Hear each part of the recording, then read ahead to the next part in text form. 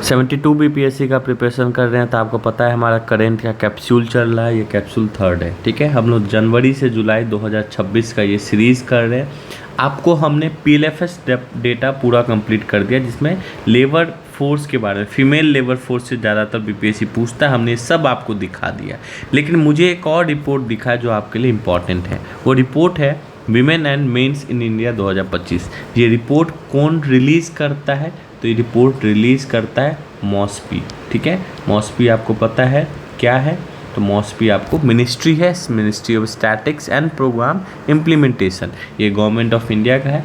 इसने अपना 27th report निकाला है। किसका? वुमेन और मेन का क्या रिपोर्ट है। ठीक है, और ये कहाँ से निकाला गया है रिपोर्ट? ये सबमिट एडिशन कहाँ से हुआ है? तो 29 अप्रैल 2026 को ये डेटा रिलीज हुआ है। कहाँ से रिलीज हुआ है? तो ये भुवनेश्वर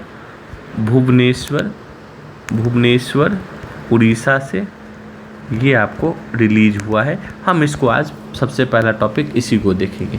तो सब कुछ हमने यहाँ पे लिख दिया। 27th edition of women and in men in 2025 at the national deliberative summit जो हुआ था, डेटा फॉर डेवलपमेंट 29 अप्रैल को एट विच सिटी? तो भुवनेश्वर उड़ीसा। ठीक है, अब ये क्या बोलता है? ये बोलता है कि जो सेक्स रेशियो है एट बर्थ पे वो कितना है? 904। हमने आपको पहले ही बताया कि हमारे जो टॉपिक होंगे कैप्सूल में वो एमसीक्यू तो होगा ही, लेकिन उसके साथ साथ आपको बहुत सारे टॉपिक समझ में आएगा जो आपको एग्जाम में भी देखने को मिलेगा। तो सेक्स रेशियो देखोगे 2017-19 में कितना था? 904। आज कितना है? 917। तो ये डेटा आपके लिए इंपॉर्टेंट है।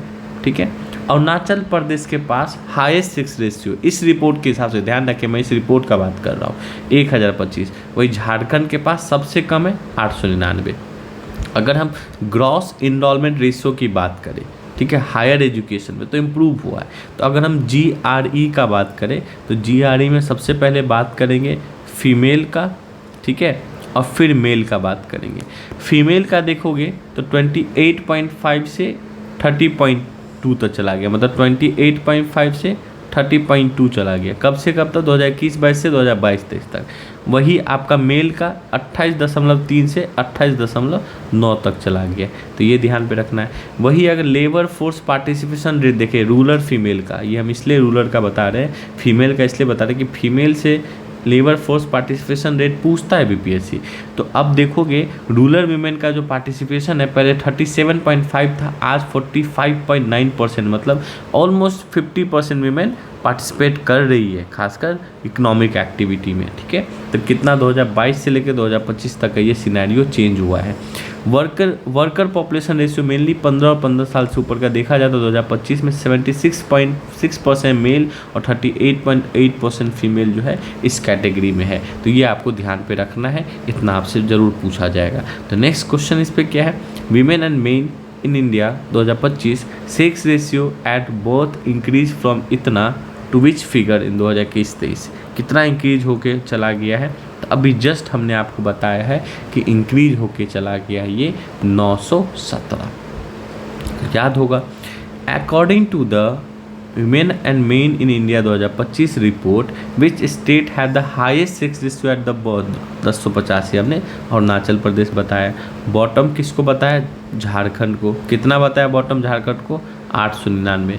Gross enrolment ratio higher education में for female improve 28.2 what figure between इतना कितना चला गया? तो 28.5 से 30.2 तक चला गया। ये हमने ये भी आपको बता दिया, ये भी आप ध्यान पे रखोगे। अगर इसी रिपोर्ट के हिसाब से अगर मैटरनल मोर्टेलिटी रेट पूछ दिया, मैटरनल मोर्टेलिटी रेट पूछ दिया, अगर मोर्टेलिटी रेट पूछ दिया तो आपको क्या बताना है वो भी हम आपको बता देते हैं। 2004 से 6 तक ये मोर्टेलिटी रेट 254 था और आज 2021 से 23 तक ये 88 हो गया। तो ये इम्प्रूव हुआ है। अगर टीएफआर देखोगे, टीएफआर मतलब टोटल फर्टिलिटी रेट देखोगे तो अर्बन में जो है ना, अर्बन में डिक्लाइन हुआ है 2019 से लेके 2023 तक का हम डेटा देखें तो अर्बन में देखोगे ना, तो अर्बन में ये आज के डेट में 1.5 पे है टोटल फर्टिलिटी रेट इस रिपोर्ट के हिसाब से। रूरल में देखोगे तो 2.1 पे है।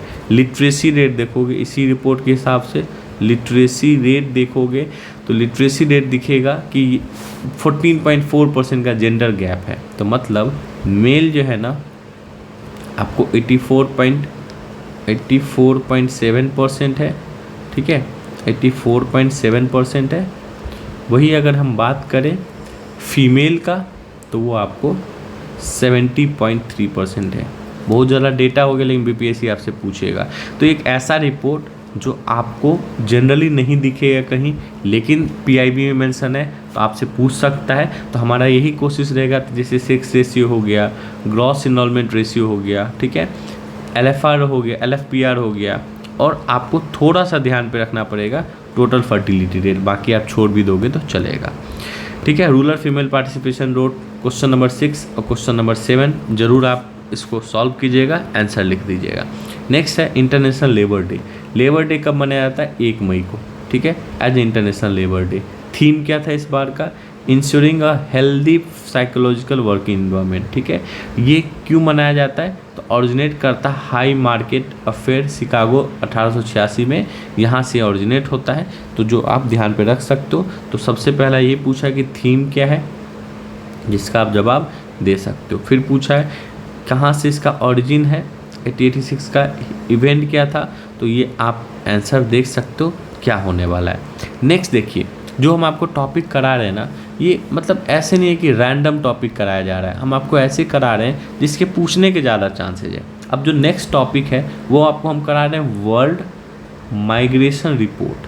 माइग्रेशन रिपोर्ट, अब ऐसे रिपोर्ट क्यों नहीं पूछेगा बीपीएससी, रिपोर्ट 2026 का हम लोग करा रहे हैं। अगर आप इस रिपोर्ट को देखोगे ना, कौन रिलीज़ करता है, तो इसको रिलीज़ करता है इंटरनेशनल ऑर्गेनाइजेशन फॉर माइग्रेशन, ठीक है, कोई यूएनडीपी ऐसे कुछ नहीं करता है, ठीक है। ये आपको IOM भी आप ध्यान पे रख सकते हो। अब ये रिपोर्ट में आपको क्या ध्यान पे रखना है, देखो रिपोर्ट देखोगे ना, तो अगर आप देखोगे मैक्सिको और यूएस का जो कॉरिडोर देखोगे ना, वर्ल्ड का लार्जेस्ट माइग्रेशन यही होता है, मतलब सबसे ज़्यादा माइग्रेशन यही होता है। अराउंड 11 मिलियन माइग्रेंट यहाँ पे रहते हैं। उसके अलावा कौन सा है, तो पहला पे तो ये हो गया, दूसरा पे अफगानिस्तान ईरान, तीसरा पे सीरिया तुर्की, चौथा पे रसिया यूक्रेन। इंडिया यूएई 5वां पे रैंक पे वर्ल्ड में, और इंडिया यूएस 6वां रैंक पे। तो ये दोनों रैंक पे ध्यान पे रखना। मतलब यहाँ पे लिखा हुआ है India UAE, India US among the top 10 migration corridor in 2024 as per the UN report. तो ऑब्वियस सी बात है, ये तो है ही ना, इसमें क्या दिक्कत है। तो हमने आपको बता दिया। और आपको हम क्या बताएंगे, वर्ल्ड माइग्रेशन रिपोर्ट के हिसाब से top 10 countries receiving the highest remittances बताते हैं आपको, रेमिटेंशन जो आता है फॉरेन कंट्री से। तो टॉप 10 कंट्रीज रेमिटेंसेज में आपको ये ध्यान पे रखना है कि इंडिया को कितना मिला है। तो अगर आप इंडिया का पर्सपेक्टिव देखोगे तो आपको ये ध्यान पे रखना है कि इंडिया 2020 में कितना करता था और इंडिया 2024 में कितना कर रहा है। इंडिया 2020 में कितना रेमिटेंसेज इंडिया को आता था, तो 85.13 आपको बिलियन डॉलर आता था, यूएसडी डॉलर आता था, ठीक है। तो ये आपको यूएसडी बिलियन आता था। वही अगर हम बात करें तो अभी 100 क्रॉस कर गया, 137.6 आपको ध्यान पे रखना है यूएसडी बिलियन। तो इतना इंडिया क्रॉस कर गया है, तो ये भी आपको ध्यान पे रखना है। ये डायरेक्ट पूछेगा, यहाँ लिखा हुआ भी है, देखो इतना अभी है, इतना 2020 में भी है। आपको इंडियन एक्सप्रेस का है। तो एक as per the world migration report 2026, international organization for migration, India became the first nation to surpass which remittance milestone in 2024। कितना माइलस्टोन, तो 100 बिलियन। क्योंकि रेमिटेंसेज देखोगे ना, रेमिटेंसेज में इंडिया सबसे ऊपर है। अगर माइग्रेशन में आपको ऊपर बता दिए मैक्सिको है, तो रेमिटेंसेज में आप देखोगे ना, तो रेमिटेंस में आपको देखोगे तो टॉप 3 कौन सा है, टॉप 3 में देखोगे कंट्रीज, तो सबसे पहले इंडिया आता है, ठीक है, फिर आता है मैक्सिको, वहीं पे सबसे जाता है आपको रेमिटेंसेज में, तो यूएस में बहुत सारे लोग जाते हैं। फिर है फिलीपींस देखोगे तो ये भी इंपॉर्टेंट, क्योंकि थर्ड में यही आता है। इंडिया के पास कितना आता है, 137.6 बिलियन, ठीक है। मैक्सिको के पास कितना, 67.64 बिलियन, देखो कितना है, आधा है। अब फिलीपींस के पास कितना है, 40 बिलियन के आसपास। ठीक है, तो ये भी हमने आपको बता दिया। As per the world migration report 2026, India remittances flow in 2024 stood at approximately कितना था, तो 137.67 बिलियन, ये एग्जैक्ट था। ठीक है, नेक्स्ट है, अब देखो हमने आपको हमेशा बताया है कि मिडिल ईस्ट बीपीएससी का ना फेवरेट टॉपिक है।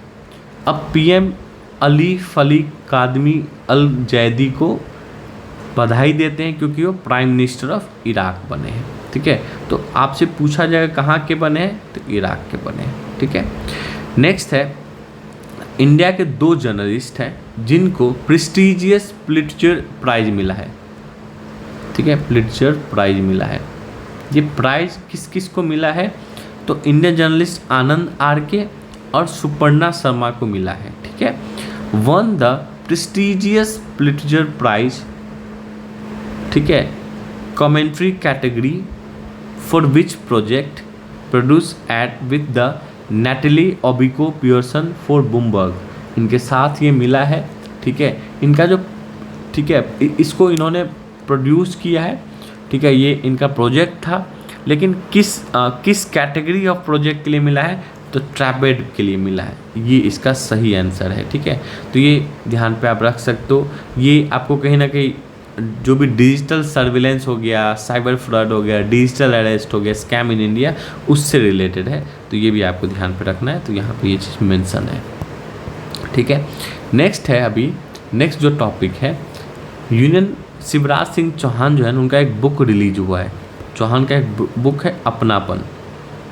ये बुक जो है ना किससे रिलेटेड है, शिवराज सिंह चौहान, इतना ही पूछेगा। न्यू दिल्ली से रिलीज़ किए हैं, कौन सा सिटी यहाँ पे पूछ दिया हमने, लेकिन अपनापन जो है ना ये रिलीज़ किया गया। इसमें थोड़ा बहुत आपको मोदी जी के साथ जो उनके लॉन्ग पब्लिक एसोसिएशन है वो भी उन्होंने ऑब्जर्वेशन लिखा है। तो ये चौहान का एक्सपीरियंस है, शिवराज सिंह चौहान का, तो इसमें लिखा गया है।